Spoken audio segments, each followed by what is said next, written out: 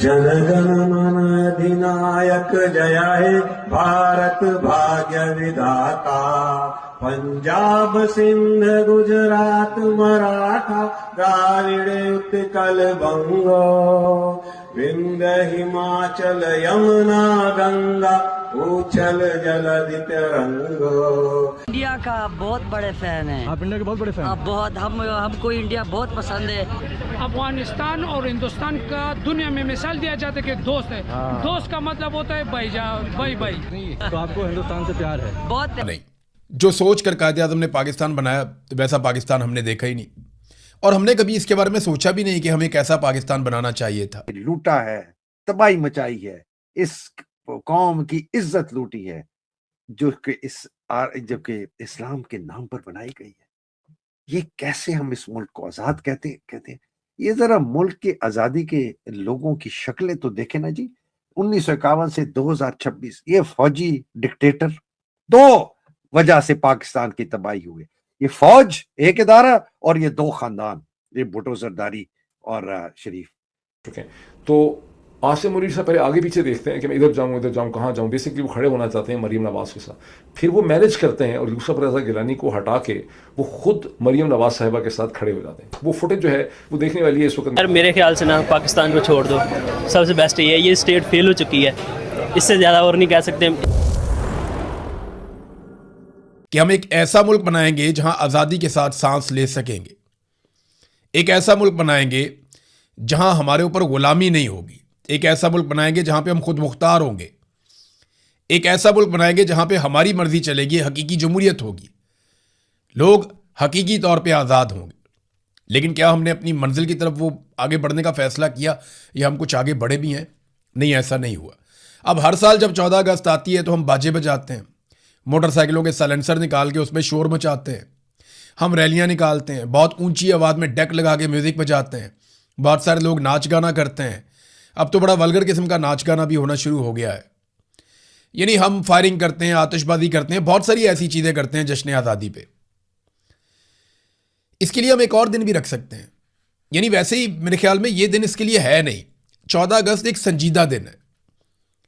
इस दिन आपने ज़मीन का एक बड़ा टुकड़ा हासिल किया था, एक अलग मुल्क आपने हासिल किया था पाकिस्तान के नाम से। इस मुल्क को बनाने के पीछे बहुत सारे मकासद थे। हमने ये मुल्क किसी के कब्जे में नहीं देना था, ये पाकिस्तान की अवाम का मुल्क था, ये अवाम के कंट्रोल में रहना था, ये किसी एक टोले के, किसी एक जत्थे के या सरकारी मुलाजिमीन के कब्जे में नहीं जाना था। एक कंपनी की तरह इस मुल्क को नहीं चलाना था। इस मुल्क ने अवाम की उमंगों के मुताबिक चलना था। क्या वो सारा कुछ हो रहा है? क्या इस मुल्क में गुर्बत, बेरोजगारी, महंगाई ये ख़त्म हो गई है? क्या इस मुल्क के अंदर नाइंसाफ़ी ख़त्म हो गई है? इंसानी हकूक़ की पामालियाँ बंद हो गई हैं? क्या इस मुल्क के अंदर दहशतगर्दी ख़त्म हो गई है? हज़ारों मसाइल है पाकिस्तान के अंदर, लेकिन जब भी कभी यौम आज़ादी आता है तो हम शोर मचाते हैं सिर्फ। और ये सिलसिला शुरू किया था ज़िया उल हक ने। याद रखिएगा, ज़िया उल हक के दौर से पहले कभी भी इस तरह बाजे गाजे नहीं बजते थे। ज़िया उल हक के दौर से पहले इस तरह का शोर शराबा नहीं होता था 14 अगस्त पे।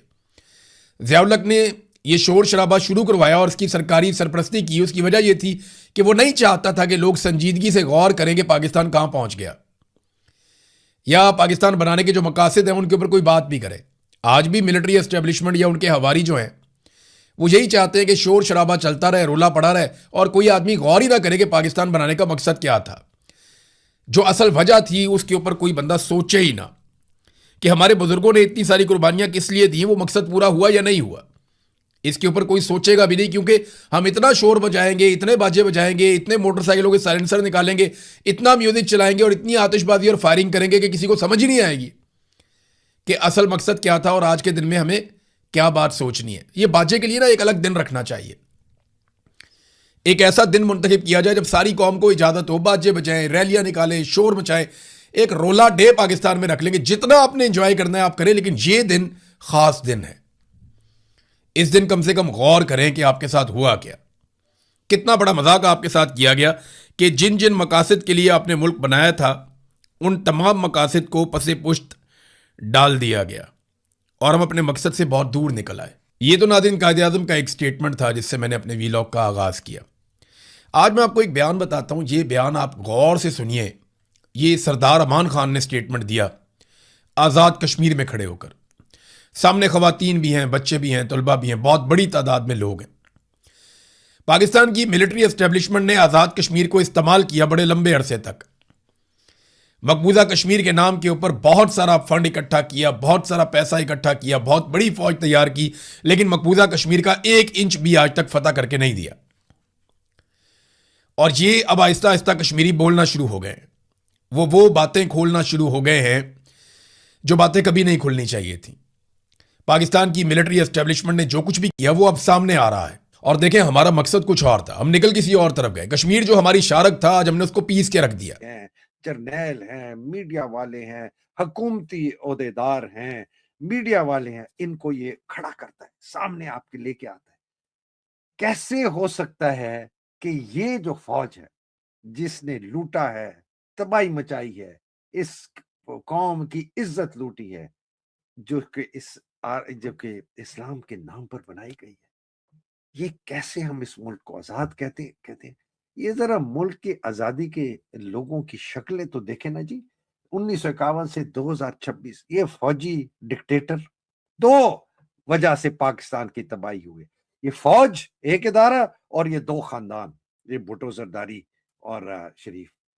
ये देखें जी, ये आदमी है जिसने पाकिस्तान को तबाह करके, और ये आग जला देगा, इसको अगर भड़काया नहीं गया, उड़ाया नहीं गया, इसको आइन के तहत, कानून के तहत पकड़ा नहीं गया, हथकड़ियां नहीं मारी गई, इसके साथ जो इसके जर्नैल हैं उनको नहीं भड़काया गया आइन के तहत, कानून के तहत, ये मुल्क को जला देंगे, तबाह कर देंगे। ये जी और चेहरे हैं बार बार आपके सामने आते हैं जिन्होंने मुल्क के साथ ये किया, खिलवाड़ किया। जय हिंद दोस्तों, आपका फास्ट नॉलेज फैक्ट में स्वागत है। दोस्तों, एक वीडियो सामने निकल कर आई है जिसमें देखा जा सकता है कि तिरंगा लहरा रहा है और कई सारे मुस्लिम लोग अगल बगल मौजूद हैं। यह वीडियो कहाँ की है यह पता नहीं चल सका है, लेकिन बहुत सारे लोगों का कहना है कि यह अफगानिस्तान से आई है, जिसपे कई सारे व्यूज भी आ चुके हैं। दोस्तों, यह वीडियो काफी वायरल हो रहा है। इसके अलावा यह वीडियो चाहे अफगानिस्तान का हो या फिर नहीं, लेकिन भारत अफगानिस्तान के रिश्ते काफी ज्यादा अच्छे हैं और अफगानिस्तान ने भी भारत को काफी सारी बधाइयां दी हैं। इस चीज को लेकर पाकिस्तानी मीडिया काफी ज्यादा चीख रहा है। इसके अलावा पाकिस्तान अपने आप को आजाद खुद नहीं मानता है, क्योंकि वहां की मीडिया चीख चीख कर बता रही है कि पाकिस्तान अभी आजाद नहीं हुआ है। वहाँ के जो जनरल है उन्होंने पाकिस्तान पे पूरी तरह से कब्जा कर रखा है और वहाँ की सरकारें आवाम के लिए कुछ भी नहीं कर रही हैं, और जिससे पाकिस्तान के हालात और ख़राब हो चुके हैं। पाकिस्तान के आम जर्नलिस्ट हो या फिर मेन स्ट्रीम मीडिया हो, सभी ने यह बात कबूली है कि पाकिस्तान तो आज़ाद हो चुका है, लेकिन पाकिस्तान को जिस तरह की आज़ादी चाहिए थी वह अभी तक नहीं मिल पाई। और साथ ही यह भी न्यूज़ सामने आई है कि पाकिस्तान के 70% लोगों ने अपने देश के झंडे को अपने छतों पे नहीं लगाया। साथ ही अपने देश की आज़ादी पे कोई भी खुशी नजर नहीं आ रही थी, सिवाय आज़ाद होने के नाम सुनकर।